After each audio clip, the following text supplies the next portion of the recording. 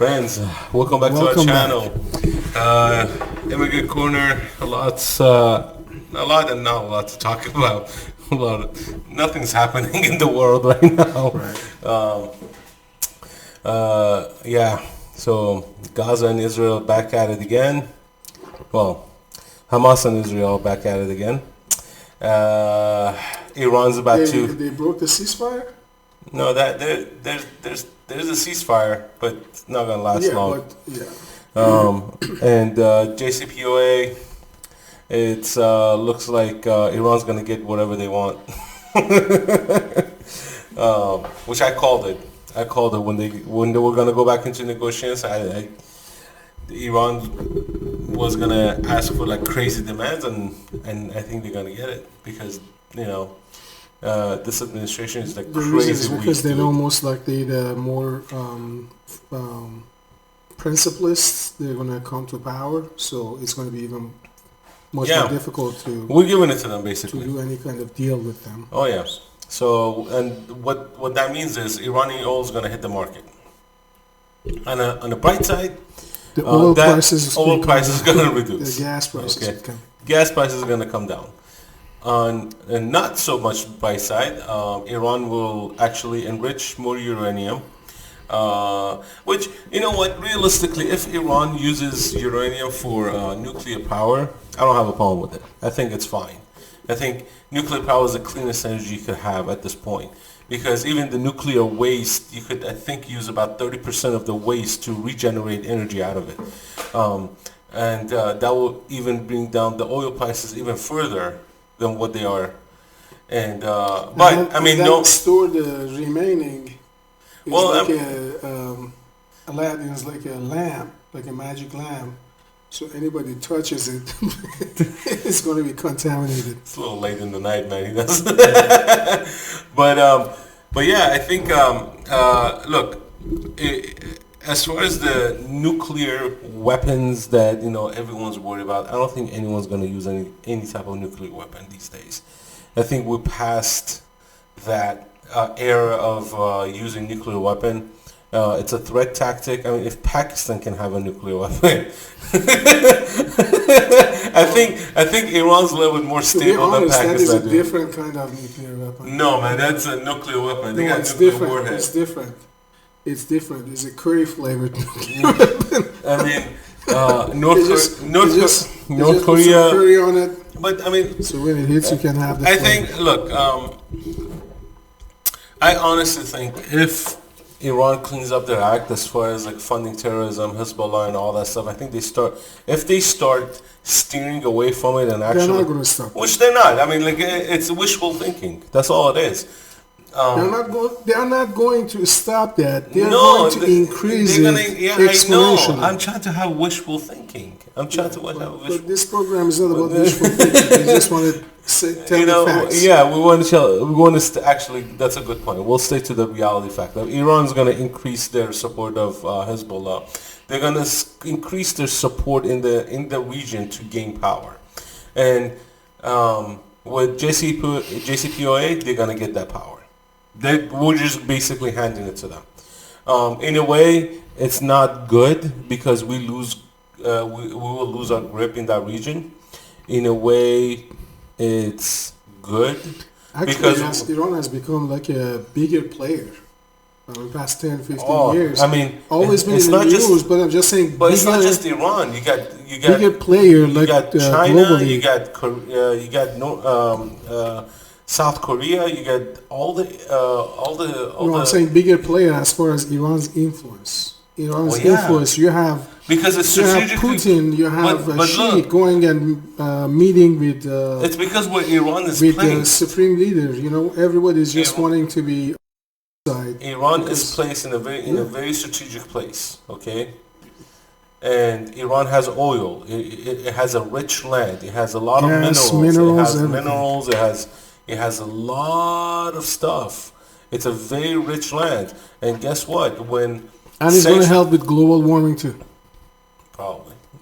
Because all the liberal friends look what's going to happen. Worried about the rising sea level. Iran is actually taking water from the Indian Ocean through Amansi. They already finished phase 3 or phase 4. Yeah. So they take it from sea level all the way to around like 3,000 meters, which would be around like 9,000 foot elevation in central Iran up the mountain, and then let it go down from there. And so instead of using desalination facility, which would be very expensive and costly, and obviously would be like a threat if you have that and somebody hit it or something happens, then you don't have drinking water.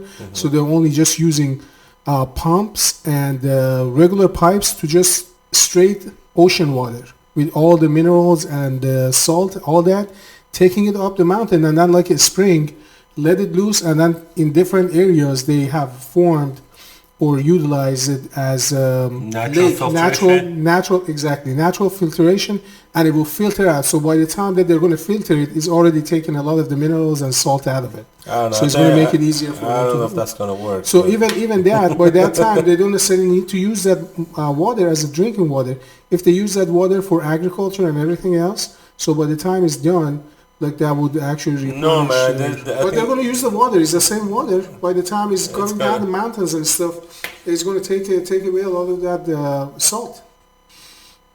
I mean, Because the main thing is the salt. The minerals you can just separate. Iran as a whole is facing a lot of drought issues. Like there's a big river in province of Isfahan, which dried out. No, it's back. But it wasn't. It's not because of global warming. It's because of rerouting of the water. That's what it is. Right. It has nothing to do with the drought. Has nothing. This project. No. I know. What I'm trying to look. From the ocean, there's endless water in the ocean. They're just going to pump it out. Good luck passing that with the environmentalists. What they don't want Iran helping with not rising seawater. No, they want them to go clean energy. They burn freaking sunlight and batteries. Yeah. But anyways, so stay tuned because there's a lot of interesting going to happen in Middle East, especially now with the war between Israel and Hamas. There's going to be more stuff happening in Syria. There's going to be more stuff happening in Iraq, and in that entire region. It's going to be a mess basically. But I mean, realistically speaking, I think if Iran gets this deal, it's not going to change their mentality. We are giving them a free pass again. This happened during Obama time when we gave them a free pass. This is going to happen during this administration. They're going to get a free pass. And next administration, if it changes, you know what's going to happen? They're going to lose that free pass. Then 5 years later, you say free pass. What is the alternative to free pass? I mean, we have put there's incredible sanctions on Iran. Look, there's no nation on the history of mankind has been sanctioned as much as Iran. And that's the thing. And their strategy is everything that they are sanctioned, they have become more domestic, and they utilize that as a motivation to become self-sufficient. I said this before. They said, bring it on. Have more sanctions. I said this before. We're allied with the wrong country. That's what I said. I said it before. We're allied with the wrong countries. So I don't think there's going to be any more sanction that they can do. I honestly think if Iran wants to be a world player, it has the ability and the opportunity right now to do it, and it's gonna do it once this JCPOA it's finished and they come to an agreement. And how that's gonna work is that Iran is gonna gain traction in the Middle East, is gonna gain traction with the Europeans, and by grace of God, Saudi Arabia is gonna lose its grip. Because right now Saudi Arabia is basically trying to stop this from happening. Saudi Arabia it's basically threatened by Iran. Iran and Saudi Arabia they don't get along. Saudi Arabia Iran is on their front door and the back door through Yemen. Because look, Saudi Arabia does not have a good military presence. Iran is has an unbelievably large military presence. they have combative, they have special forces. They train all day, they train all night because, this is all they prepare They have for. had practice. I mean, like Yeah, it's U.S. practice. military, they have been in war. They have been in Yeah, proxy so wars all over the place. exactly. But I mean, look, Iran has a 25-year contract with China.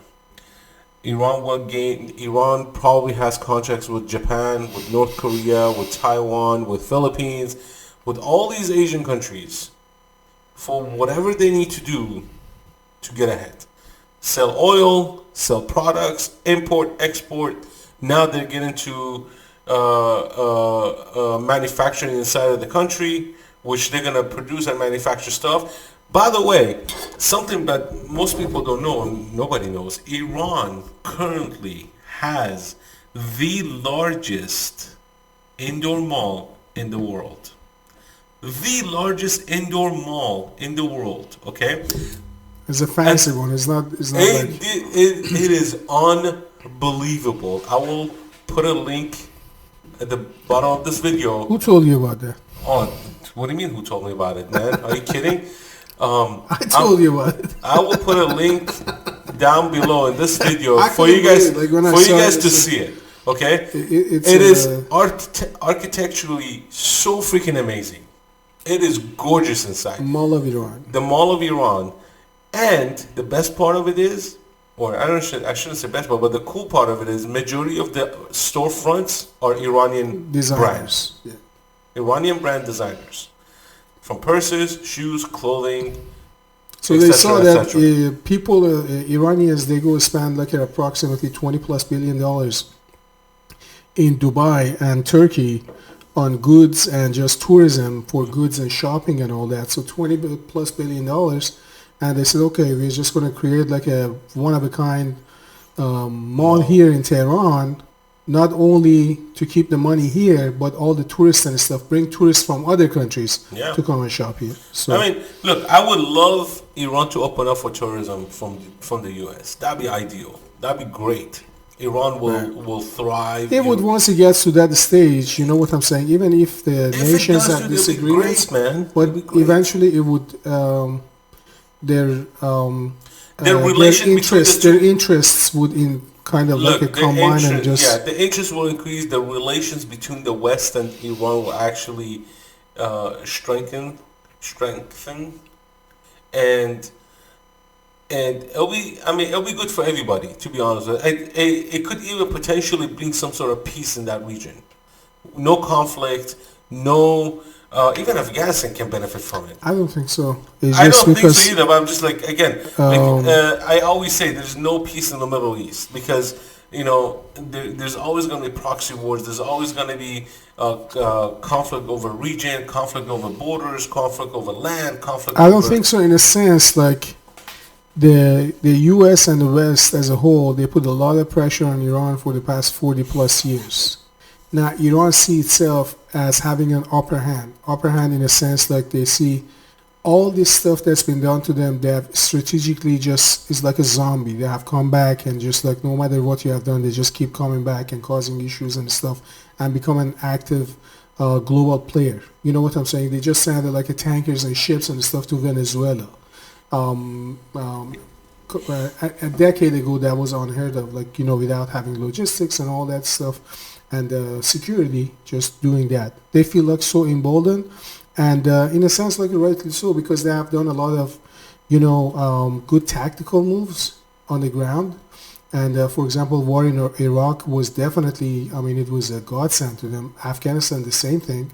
They destroyed the enemies right and left for them, and now they're just even providing energy to Afghanistan, like western part of Afghanistan, eastern part of Iran. A lot of their utilities and electricity goes from Iran, their public schools and books and everything. So pretty much they have observed those regions and countries back into their sphere of influence. So which used to be like an old Persian Empire. So they're actually envisioning to recreate that, which is truly so. Like as far as the science goes, they are, but under a Shia government. So it's a religious government, but nonetheless, they're looking to recreate which post-Islamic invasion, Arab invasion, Iran never had like a really dominant dynasty and rulers of Iran itself, because before that you had Arab rulers and Seljuks and which was like a Central Asian Turks and others, Mongols and things like that. But the first were like in 1500s, the Safavid dynasty. So that was brought back the kind of like art and history and power, just the Iranian culture. So they're looking to regain that and expand their area of influence.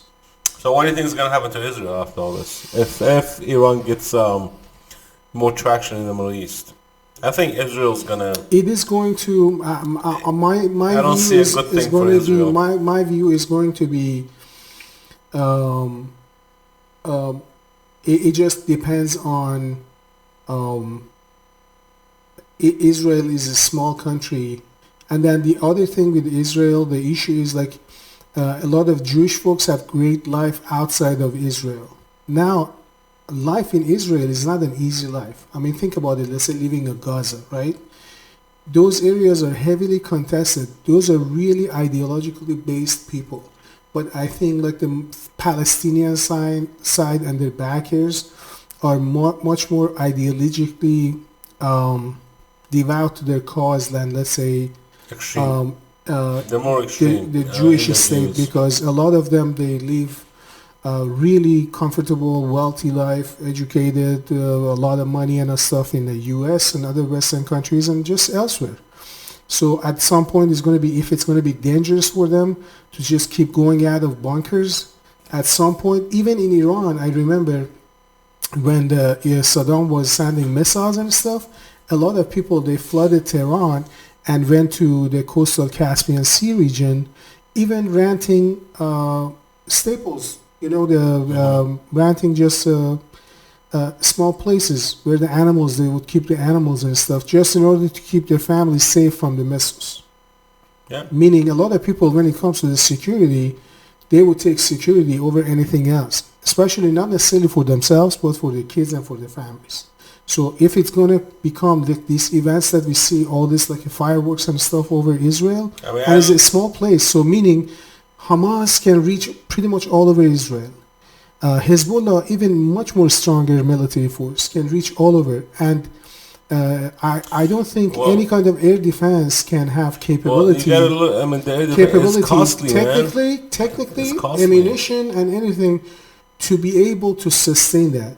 Meaning, in 10 days, 11 days of this rocket war with Hamas, which they fired thousands of rounds, even if you say 15% of them landed, 15% of 1,500, that's 150. That's a lot. And think about it if they were bigger missiles, if they're more targeted, more sophisticated. So when if they're going to be attacked like from multiple, this is not like the 1960s. So it's going to be all-out war.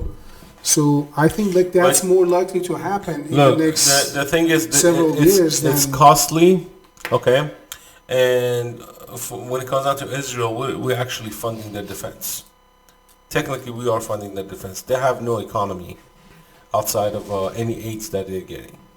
The economy is garbage. No, they have economy. It's not sustainable. And stuff, but it's not sustainable. So we're gonna aid them in their defense, but what Hamas is doing, what Hezbollah is gonna do, is basically they're gonna drain the bank by draining their military defense system. And again, once Iran gets their way with JCPOA, guess what? They're gonna be able to drain the bank. Because they know the U.S. is not going to get engaged militarily. Exactly. They know will there be a peace talk or will there be a ceasefire between Israel and Hamas? I don't think so. I think it's going to continue to a point where eventually Israel has to give up the land. That's the foreseeable thing that I'm seeing. So you gotta look at the chain reaction, that what happens when one superpower in the Middle East gets what they want and they get the freedom to spend the money that they're getting, and that's going to basically have a ripple effect all the way. In a sense, you look at the creation of modern state of Israel. I understand the history of it, and I'm not going to debate that and all that who has the right to the land or whatever. I'm just saying historically. There was a 3-century long crusade war between Christian, European civilization and Islamic Middle East. So almost 300 years. So that's, 300 years. Think about that. Most people, they don't have a stomach for like a few rockets right now. Like back in the days, it was like 300 years of just constant invasion going for the Holy Land. Sword fight, decapitation. Right. So 300 years. Now, the modern day Israel would not be possible without the superpower of time, which was the United Kingdom, British Empire, post World War I. They started moving people in. So it could not be, that means all the Jewish folks, they could not be settled there without issue and expand without a superpower backing them. And then obviously then recognize them, the United States, recognize them, and then the Russia too, I'm just saying superpowers having that behind them. Now, as the West is declining and losing its political influence, and every single expert in foreign policy attests to that, it's not like something I'm saying where I want it to be. Unfortunately, for many reasons that some of it we discussed here, the West is in decline. Put it mildly, in bad management. It's just bad management. You lose your values, you lose a lot of things, you lose the things that you made. Yeah, we covered this in the last episode. We have covered this. Yeah. So as these powers decline, you have new rising powers that necessarily, the China is not going to get in war with Iran in order to save Israel. Nope. Even Russia is not going to get involved with Iran in order to save Israel. Especially if you have a regional, what they call it is like a united, in the IRGC's commander, united resistance. So instead of being single Arab countries fighting, they have coordinated all opposition fronts to be doing, like I said it, death by 1,000 cut. So they're going to do 10 days operation here, to small enough to not cause full-out war, even though when they are ready, they might even start that. But big enough to cause severe damage and demoralize, because that demoralization is a big part of battlefield. When the soldiers or the population is demoralized, how they're going to fight? Then they're going to either give up, or they're going to surrender, or they're going to give up some of their advantages and say, okay, I don't take it anymore. You want this, come get it, and we're going to pull back or whatnot. So that's what he's saying when he says the 25-year plan started the 1400 year, which was this year, the Persian New Year. So the next 25 years that they're going to implement this plan. That's the domination plan. Domination plan, step by step. Treaty with China was part of it. All this stuff that you see in Middle East, everything, pretty much, I would say like 90+% of it is highly coordinated, planned, strategically planned, even at the macro level, by the strategic specialists in Tehran. They're going to say, okay, this is the time now. Hamas hit it. The next Hamas hit. Imagine that. When we grew up, the only thing you would see Palestinians with like a stone throwing rocks at the tanks. That's it. This is not the case right now. So they're throwing hand grenades. They are celebrating because they see that as victory. They see Israel's ceasefire with them as, because they say we set up the ceasefire condition based on what we wanted. They could have keep going, and I said and the world don't have like a stomach to see dead kids and all that. It's just a different time period, right? So they know that. And they're very effective in using social media and everything propaganda, else. Baby. Right. It all goes back to propaganda. So it's going to get more intensified. I expect it to become more intensified. And now, as we said, declining power has its own problem. It's going to cause its own problem because it's going to be a power vacuum internally too. Because if you have a weaker central government, you know what it's going to be? You're going to modern day ISIS. No, even here you're going to have people already talking about having different ideas, or states possibly seceding, or whatever, whatnot. They're talking about it. Even the conversation of it that didn't take place 20 years ago, Yeah. it was crazy. Nobody ever mentioned some states becoming, seceding, and that's what what happened is, let's say, Soviet Union is a good modern example. So when you have a central government or central force that loses its power and grip, Which we've seen happen. Which we've seen happen. This is our lifetime. We've there are seen going to it. be other dominoes that would fall off, fall because of that. So. Yep. All right, guys. Well, thanks for tuning in for today's episode. We're gonna continue this conversation on a different episode because it is a lot to talk about, and it's going to be ongoing. It's going to be ongoing, so we don't want to keep these segments too long. So go ahead and hit that like button, hit the share button, subscribe to the channel, put your comments down below. Let us think what you think. Yeah, we're gonna keep giving you guys. Dark episode. Yeah, this was. It's reality. Reality sometimes sucks, but we'll try to get you guys our perspective of what's going on in there, and because we're from that region, so we can relate to some of that stuff. So share this video, guys. God bless you. God bless this country.